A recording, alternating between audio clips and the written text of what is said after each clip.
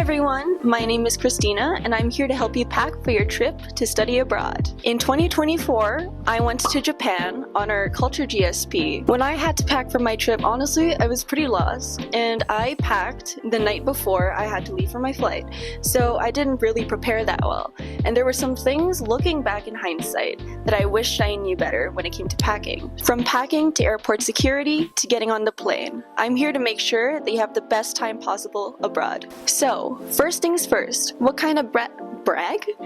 What kind of brag? So, first things first, what kind of bag should you bring abroad? A lot of people don't realize this. The type of bag you choose can really impact your experience abroad. Depending on your program, the type of bag that you choose may vary, but here's my general recommendation. For your checked bag, this is where you'll keep more of your heavier, non-valuable items like clothes, shoes, liquids over 100 milliliters, and sharp objects. Keep in mind that you should not put anything you might need at the airport, such as your passport, laptop, or phone, because once you check in your bag, it'll be sent to your final destination, and you won't have easy access to it during the airport process. And quick tip, add identifiable contact information to your checked bag in case it gets lost, something like a luggage tag. Also, keep an eye on the weight limit. If it's over, you might have to pay an additional fee or repack. The weight limit can go up to 70 pounds or 32 kilograms, depending on the airline or country. So for your carry-on, these will be your in-flight essentials. This is the bag that you're going to keep in the overhead bin during your flight. Pack things like your electronics, medications, and liquids under 100 milliliters. You can also bring a plushie if you want, I did. Make sure that your carry-on fits the size and weight restrictions of the airline. Some airlines may or may not be stricter than others, so always double check before your flight. You can also bring a personal item. Your personal item bag can look like a backpack, purse, laptop case, or any other kind of bag that you'll keep with you at all times. It's perfect for things that you might need easy access to, such as your passport, phone, cables, and any important documents. Now, what should you actually pack? Or, more importantly, what shouldn't you forget to pack? Trust me, if you forget something important, it can really hurt your experience abroad. The best rule of thumb when packing is to ask yourself, do I need this, or do I just want it? Here are the essentials that you should definitely bring. Enough clothes to last the entire trip. And please think about the different weather conditions depending on where you're going. Undergarments and shoes that you're comfortable wearing. I made the mistake of only bringing one pair of boots, so don't make that mistake. Electronics. Your laptop, phone, chargers, and other electronics that you might need on your trip. A laundry bag for your dirty clothes. Trust me, you'll need it. Toiletries like soap, shampoo, etc. Power banks and electrical plug adapters, which are very important, especially if your host country uses different outlets. A first aid kit and any prescription medicines you'll need. And finally, anything else that will help you have a successful, comfortable experience while abroad. Now, I know this might seem like a lot of stuff, so let's go over some packing tips that will save you space and make your suitcase much more efficient. Shoes.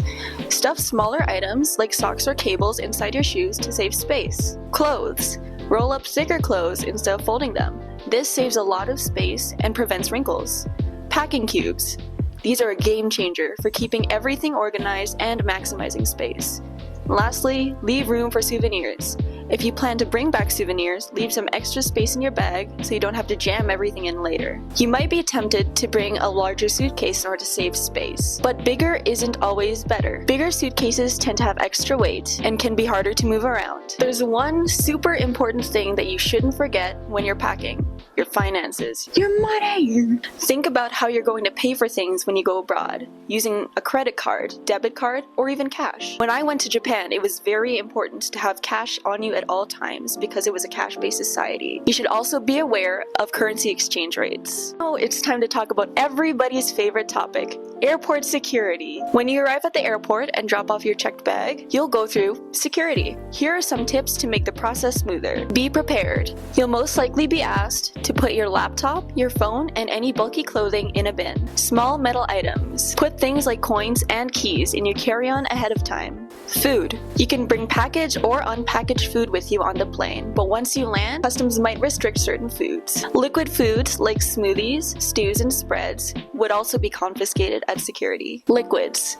This one is really important. These have to be in a clear, resealable 1-liter bag, and each liquid bottle can't exceed over 100 ml. When I went on my trip, I know a lot of people forgot about this specific restriction, and they either forgot to ask about resealable bags or brought liquid bottles over 100 ml. And they got those items confiscated. So please, please, please, please, always check your liquids. Here's a quick tip. You can bring an empty water bottle. Just make sure that you fill it after passing security. You should wear minimal metal to make things easier at security. If you're unsure about something in your bag, don't hesitate to ask the staff for clarification. For additional screening, if they ask for it, you can request a private room. Alright, now that you're on the plane, here are some tips to make your flight more comfortable. Moisturize. Airplane cabins can get very dry, so bring some lotion. Check your valuables. Make sure your passport, wallet, and other important items are still with you or in your personal item bag. Travel pillow. Use your jacket or bring a camping pillow for better rest. Charge your devices. Make sure your phone, laptop, or tablet is fully charged before you board. No one wants to be bored on a long flight. Alright, quick recap on what we covered. First off,